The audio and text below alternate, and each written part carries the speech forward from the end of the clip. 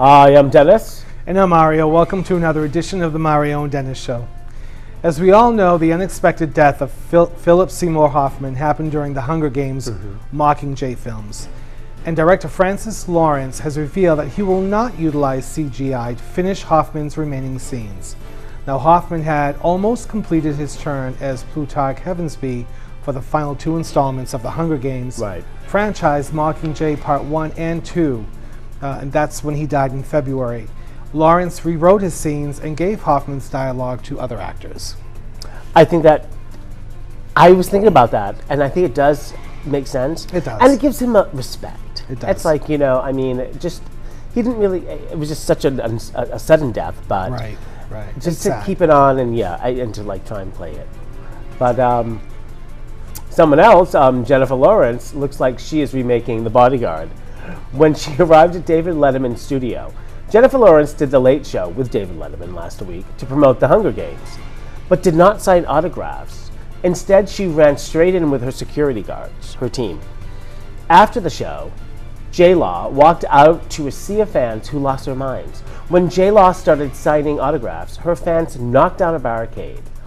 J-Law ran from the scene to her car, and someone ended up screaming something along the lines of, "You F la C whatever." You know, two words I really don't like. And we can't say. Right, but I think it's admirable still of her because she does like her fan base. She couldn't do it before going into the show because she's probably really running really late. So when she came out, she's like, "Let me sign the autographs." And these fans, it's like you can't get over zealous when somebody is there right there signing autographs. She would sign probably every single one of them if she wasn't like a bunch of people screaming and pushing down a metal barricade towards her. There's no need to insult either. That's Do you know what I mean? I don't know. Well, there was another nipple sighting. Not he. No, okay. not yours. Phew. Okay. You'd have to go lower. No. You're old. This time it was at the Hollywood Film Awards. Kristen Stewart looked great at the award show, but there was one major slip-up, her nipple. Right. The wardrobe malfunction took place on stage while presenting to her Still Alice co-star Julianne Moore. Stewart's strapless dress fell a little low and accidentally showcased her nipples. It was nice. It is nice, but it's just, that to me seems like something that she would never plan, because she just doesn't seem like that type of calculated, I'm going to do a nipple flash. Or, right. Well, speaking of, the Hollywood Films Award just only got over 4.14 million total viewers the other evening. Not even drunk Johnny Depp could save them. The awards were the 7th highest show of the evening, and it was terrible. CBS usually gets about 7 million viewers with The Amazing Race, which airs from 8 to 9, and then Blue Bloods, which gets, what I read, about 12.4 million viewers within that hour.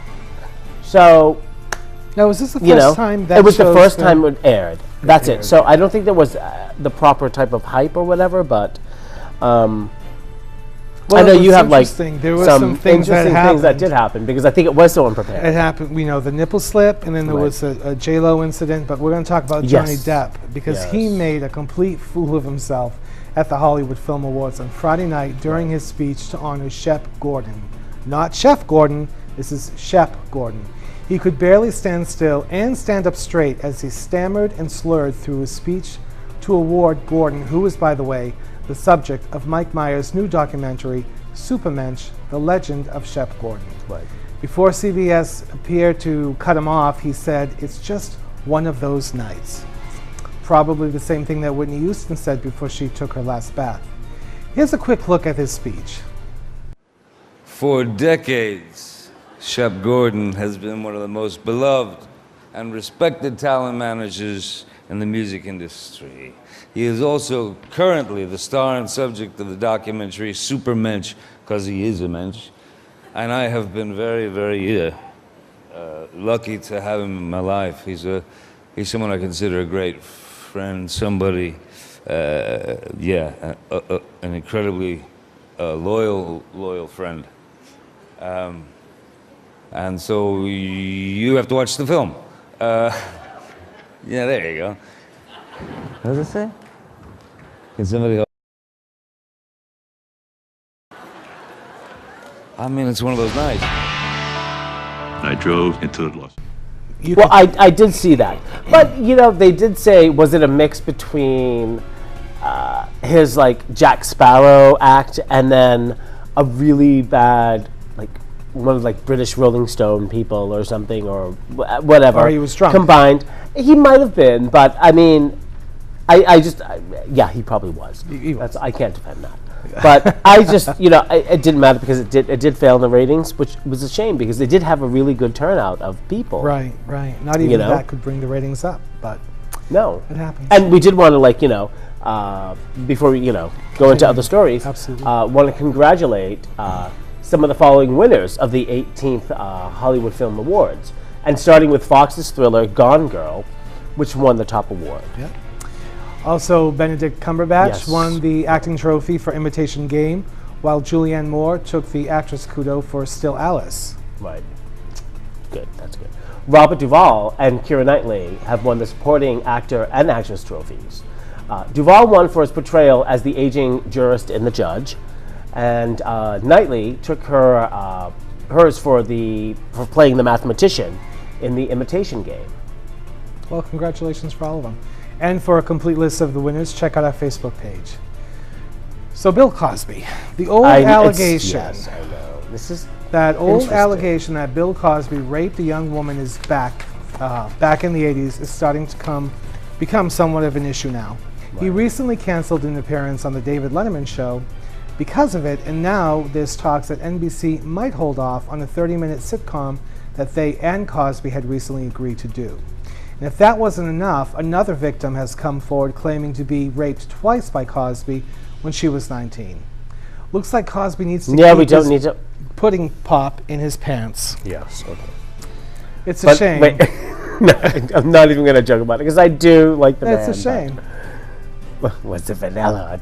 No, but it is a shame. It's an awful thing, and it's an allegation that's been going on for a long time. Yeah. And why? I mean, why is it coming up all in one basket, in a sense? I hate to say that word basket, but why is it all happening at the same time now? Well, according to the victim, the first time she reported it, no one believed her. And I don't know why it's surfacing now, but someone. And then there was the comedian who like did like a little hashtaggy thingy about something about him and that sort of, and then he did the Mimi backfire for whoever.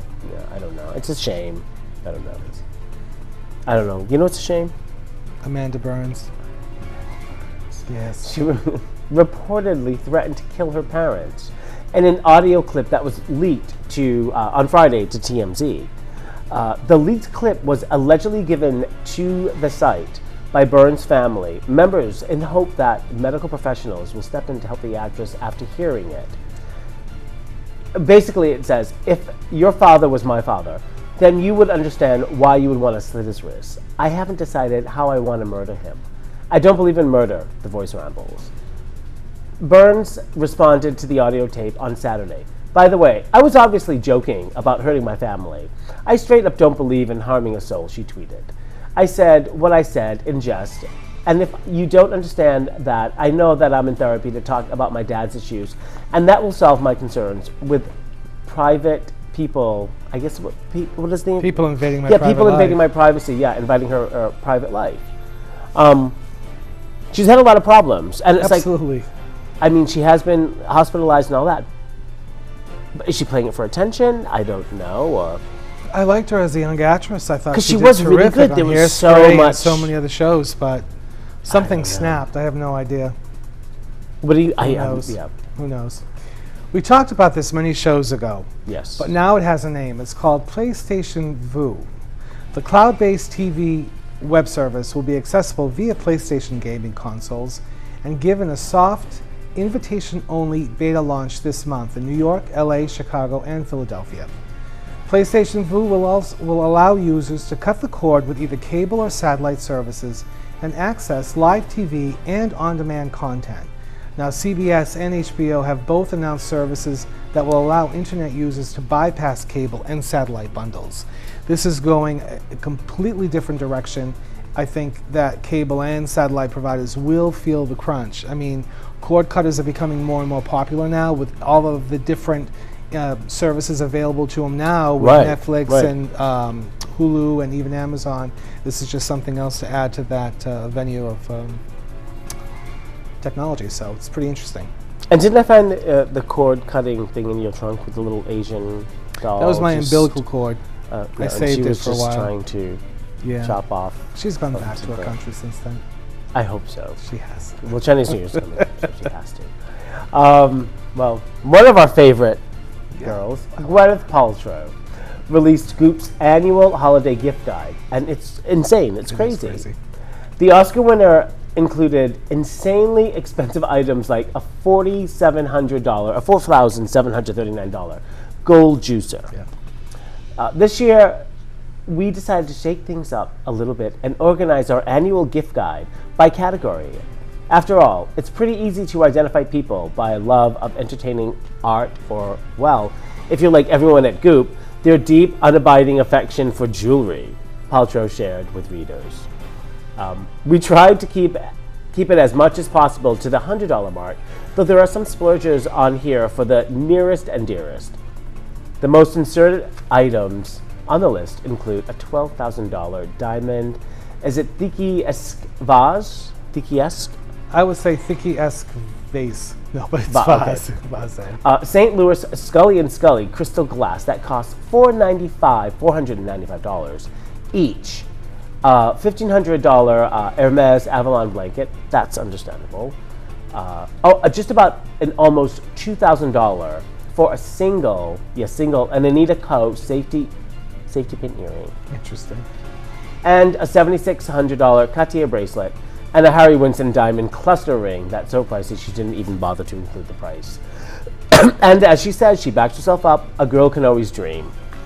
Now, my thing is, how's Oprah liking her now? I mean, she's already had the thing with Martha. Right. And here's Gwyneth coming on her website, Goop, and saying, these are my favorite things, which we all know that's Oprah's claim. Right. Right. But originally, wasn't that Mary Poppins? These are some of my favorite things. Oh, I thought it was. I thought she said that. Excuse me, Sound of Music. Oh, Sound of Music. There you go. Yes. Julie Andrews. So, Lifetime's biopic Aaliyah aired this weekend, and fans are not happy. There's been much controversy over this film, starting with the late singer's family. However, since the film aired Saturday night, the internet has been buzzing with criticism for the movie, including Timbaland, who worked extensively with Aaliyah and is portrayed in this film. The producer himself said no one should ever remake movies because you always have to deal with the bull afterwards. Timbaland and fans continue to put up posts throughout the night blasting both the movie and Lifetime's Twitter, which was live tweeting as the film aired. Right, which is so interesting. Did you get to see that? You know, I love my Lifetime, but unfortunately, I did not. Neither did I saw the promos for it, but I didn't see it because I don't know enough about her to make that comparison. So, to me, it wouldn't benefit me to see it. Right. Whitney Houston's biopic is coming out soon, I think. Who? Oh, I know. That's gonna be very. We'll see what that looks like. We'll see. It's Lifetime. We're still trying to figure if, like, what's her name? Her daughter Bobby gets some cameo in it or something. Yeah. And maybe Bobby. She wanted to. She did initially. She did want to do it. Yeah. And Bobby, we can just, we'll go on that later on. Well, Solange, Beyonce's. Yeah. Solange is getting hitched to her she did get hitched to her longtime boyfriend, Alan Ferguson. And Beyonce was spotted sans Baby, Blue Ivy, and Jay-Z hitting up the weddings rehearsal dinner. Rehearsal dinner.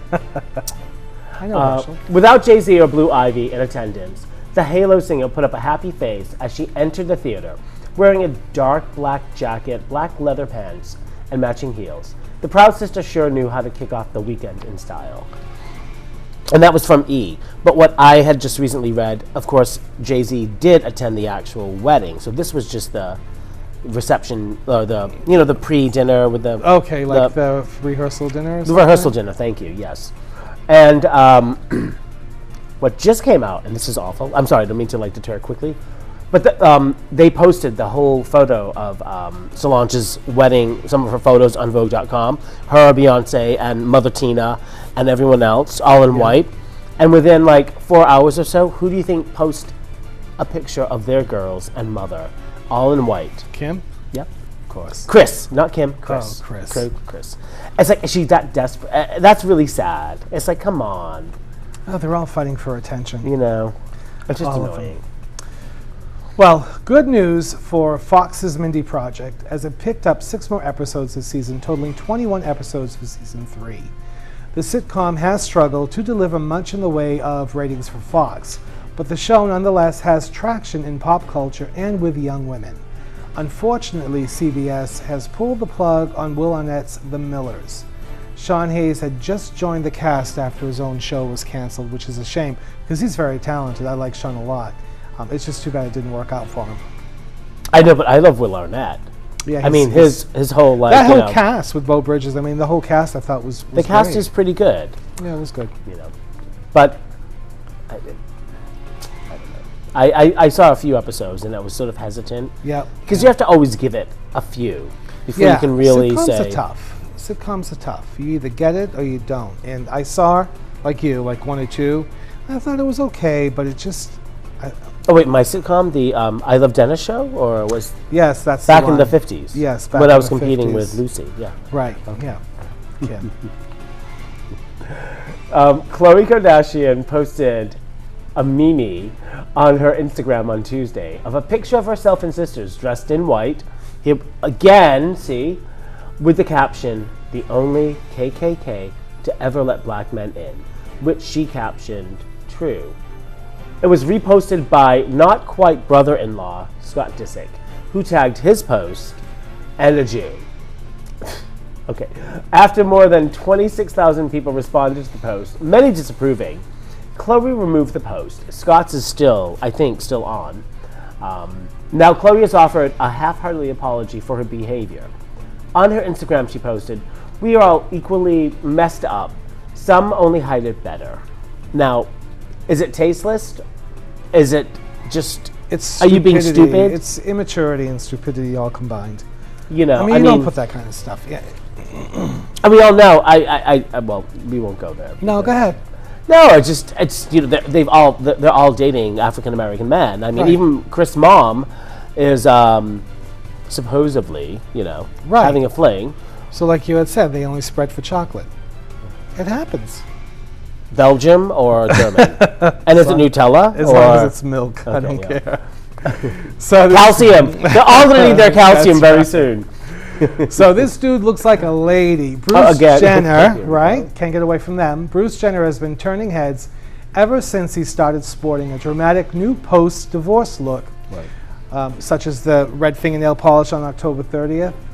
Well, Bruce put a call in to his stylist for a black poofy dress and a pair of size 13 platform stripper heels, says the insider. The stylist sent a few choices over, but we'll never know if Bruce, who's now 65, enjoyed the outfits because no pics ever surfaced of him in the clothes. Smart move on his part. To post a picture of, to even take a photograph of him in those clothes, I mean, not a good idea. But that was the 30th. Right, the day before Halloween. So it could So. have just been just a costume. Or maybe he was like having his good friend Valerie Perrine come over for a little Maybe. like get-together reunion, which most people probably don't remember. But Maybe. what was the movie from the 70s? Valerie Perrine, The Village People. Oh, that was the Village People. Can't Stop the Music. Can't Stop the Music. Yeah. Yes.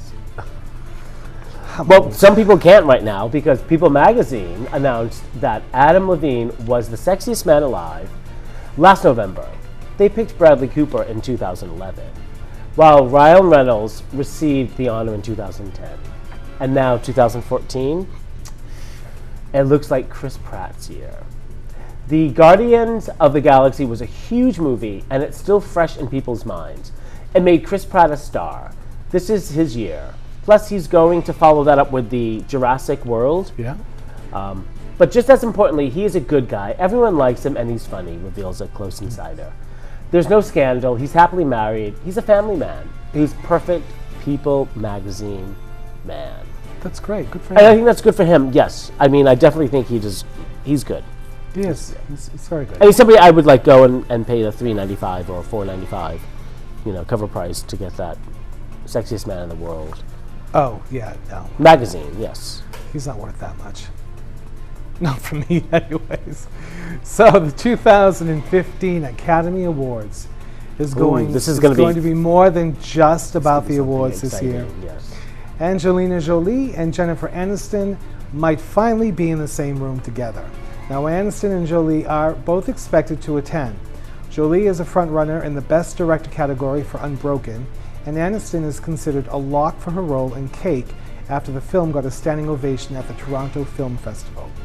This is basically what everyone is talking about. If they're both nominated, they will both attend. So it's been it's been a long time since we've even discussed that feud between those two, and it's so old in a sense. I know. I know. I don't know why everyone is so excited about it. And we all know if they do go, okay, their people will talk with their people, so they arrive at different times. They sit in and they're very professional. Proximity. They won't pull a Khloe or a Kim or a Kardashian move. I mean, they'll be okay. But who do you think would pull the first one? Khloe. No. I mean, between Jennifer and Angelina, probably Jolie. Like who? Like if they were sitting in the same end, who won? Who would put their foot out by mistake and like do that Cinderella glass slipper and trick? It would be down the aisle, of course. Yeah. It's my girl. Well, this may be the best post-Halloween news ever. Bette Midler, Broadway icon and star of Hocus Pocus, did Reddit AMA. Is that correct? AMA. Yeah. Where she revealed that she's ready to do a sequel to the beloved '90s movie. Hocus Pocus. She wrote, "Inundated the Disney company because she's canvassed all the girls and they're willing to do it," which means Sarah Jessica Parker and Kathy Najimy. But they have no say in it. And if they want Hocus Pocus 2, they have to ask the Walt Disney Company. And she also wrote back saying that they have been all adorable, everyone that's been posting for it. This has to be the most enlightening thing, and she ends it with "sis does." That's great. You know, I think it would be amazing. I mean, that movie. I mean, it was so good. It was just so it's funny. become like it's a classic. Yeah, and it's only been around for like what 7 years? Not I even. know. I never thought it would be, but my favorite scene is though when Kathy Najimy gets in the vacuum cleaner, leaving the door, and she's like, "Ooh," you know. It's a great movie. But the Farrelly Brothers. Yes. Dumb and Dumber 2 was a box office smash on Friday, but don't get too excited. With weak reviews and a B- cinema score, hopefully it'll be out of the theater, freeing up space for a well-deserved film. Personally, I just don't like or care for that. The first one was good because it was good. It was perfect timing. The second one, I don't know. I mean, I think our younger generation are appreciating it because they just did the first one, but now they're like looking at it. I tried to watch it, and it just didn't do it for me. No, not at all. So, a controversial documentary that allegedly links X-Men director Bryan Singer to a gang of Hollywood pedophiles got its first and possibly only viewing in New York Sunday night. An Open Secret contains the astonishing revelation that a major child star was sexually abused by X-Men actor Brian Peck, but refused to speak out for fear of wrecking his career. While there is no suggestion that Singer was involved in the abuse of the unnamed actor, Oscar-nominated director Amy Berg admitted she cannot find any company willing to distribute this film. Perhaps it's Hollywood protecting its own. It's a shame. Now, some of the things we do know, some reviews said that it was a very shakily constructed film. They also said that the film seeks no historical backstory, remaining solidly anchored in the 1990s to 2000s. So that probably will be their reason for not picking it up, but I'm sure there's more to it. Well, also what they said was some of the interviews by the people that they were, interviewing, molesting. It was all very video, like dark haze. That you really couldn't see who it was. It was just like the figure, the outside outline of the figure and all that. So I don't know, and it's like, I mean, Amy, she has done some really good things, really amazing things. But it's like, it was never that big of a deal. And they comparing it like how in the 50s was the casting couch, now it's the hot tub. Right. I don't know. I mean, I don't know what to say on that. What are you going to do? I will go see it, though, if it does come. Me too. Just to see. I hope so.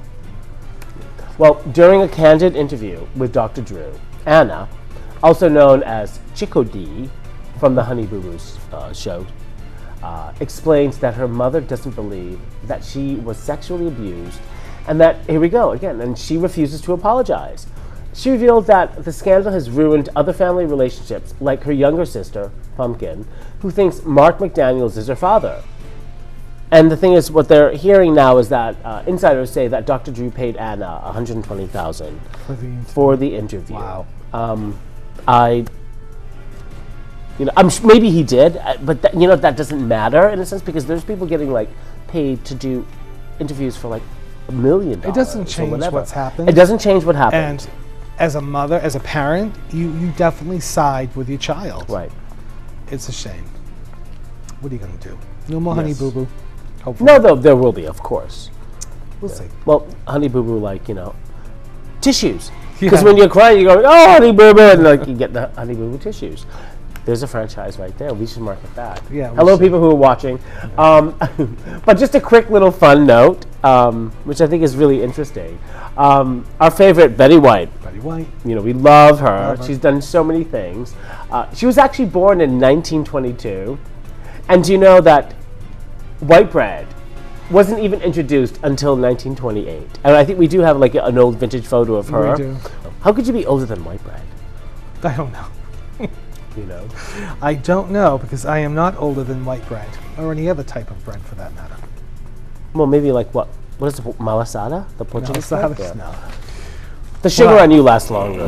Because I'm sweeter. Because you're nicer. Of course. Yes. So that wraps up another edition of the Mario and Dennis Show. And speaking of Betty White, we're going to leave you with some of Betty White's funniest moments from the Golden Girls, which I got a kick classic. out of watching. It's it the best. Never gets old. Well, my name is Mario. Thank you for watching. I'm Dennis. Have a good night. Bye. One day the townspeople heard the boy on the hill yelling, "Wolf! Wolf!" Well, they all figured if the boy never cried wolf when the wolf was there, if he yelled wolf now, it stood to reason the wolf wasn't there. Boy, nothing gets by you people. Damn straight, it was a bear. I know you're only trying to protect her, but let me tell you about a lesson that I learned when I was a little girl in St. Olaf. If you hold a bird gently, the bird will stay. But if you squeeze the bird, his eyes will bug up. That, why don't I head over to the piano? I'd like to sing you a song that I used to sing as a child. It's an old Minnesotan farm song entitled, "I Never Thought I'd Grow a Hair There."